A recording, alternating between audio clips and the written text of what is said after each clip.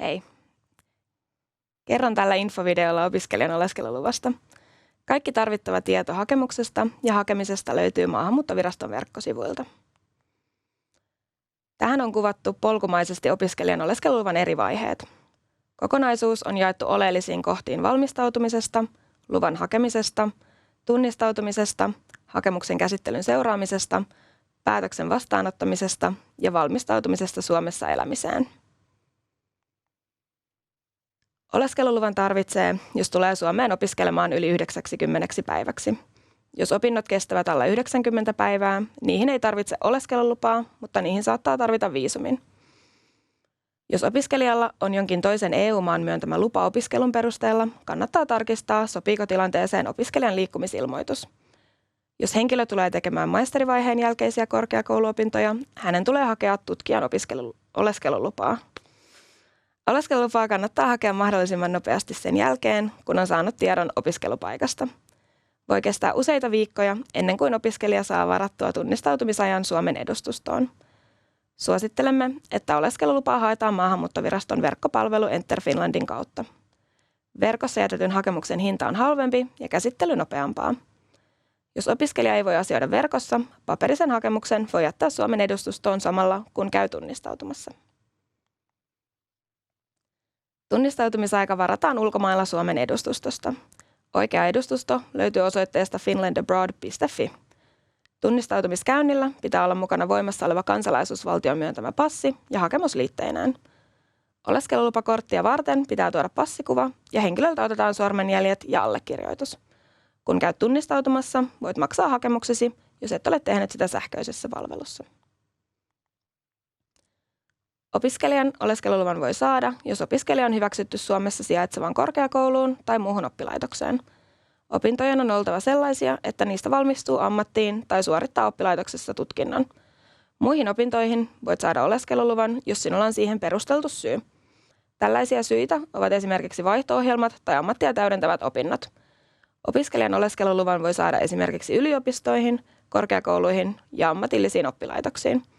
Jos opintosi eivät vaadi Suomessa oleskelua, vaan ne suoritetaan pääosin etänä verkossa, et voi saada opiskelijan oleskelulupaa. Kun tulee Suomeen suorittamaan korkeakoulututkintoa, oleskelulupa myönnetään jatkuvana koko opintojen ajalle. Muille kuin korkeakoulututkinto-opiskelijoille myönnetään tilapäinen oleskelulupa koko opintojen ajalle. Opiskelijan pitää elättää itsensä Suomessa koko opintojen ajan. Kun jätät hakemuksen, sinulla pitää olla varat ensimmäisen vuoden ajalle. Toimeentulovaatimus tarkistetaan vuosittain. Ajankohtaisen tiedon löydät Maahanmuuttoviraston nettisivuilta. Opiskelijalla pitää olla lukuvuosimaksut maksettuna tai hänellä pitää olla riittävästi rahaa niiden maksamiseen. Opiskelija maksaa itse sairastumisesta aiheutuvat kulut Suomessa ja hänellä pitää olla yksityinen vakuutus, joka korvaa sairaus- ja lääkekulut. Tässä on listattuna liitteet, jotka tarvitaan opiskelijan oleskelulupaan. Osa liitteistä on pakollisia kaikissa oleskeluluvissa. Näitä on kopio kansalaisuusvaltion myöntämästä passista, passikuva ja selvitys siitä, että on laillisesti siinä maassa, jossa tunnistautuu. Esimerkiksi kopio viisumista, jos edustusto ei ole kotimaassa. Opiskelijan oleskelulupaa varten tulee olla oppilaitoksen hyväksymis- tai läsnäolotodistus, selvitys toimeentulosta, vakuutustodistus ja selvitys maksetusta lukuvuosimaksusta tai stipendistä. Jos lupaa haetaan muihin kuin tutkinto- tai vaihto-opintoihin, tulee hakemukseen liittää aiemmat tutkintotodistukset ja mahdolliset työtodistukset. Jos opiskelija on alle 18 vuotta, pitää liitteenä olla opiskelijan syntymätodistus ja huoltajien suostumus Suomeen muuttamiselle. Opiskelijan oleskeluluvalla voi tehdä palkkatyötä keskimäärin 30 tuntia viikossa millä tahansa alalla.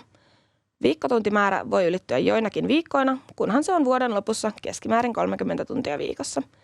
Esimerkiksi loma-aikoina töitä voi tehdä täysipäiväisesti millä tahansa alalla, kunhan vuoden lopussa keskimääräinen työntekoaika on ollut 30 tuntia viikossa.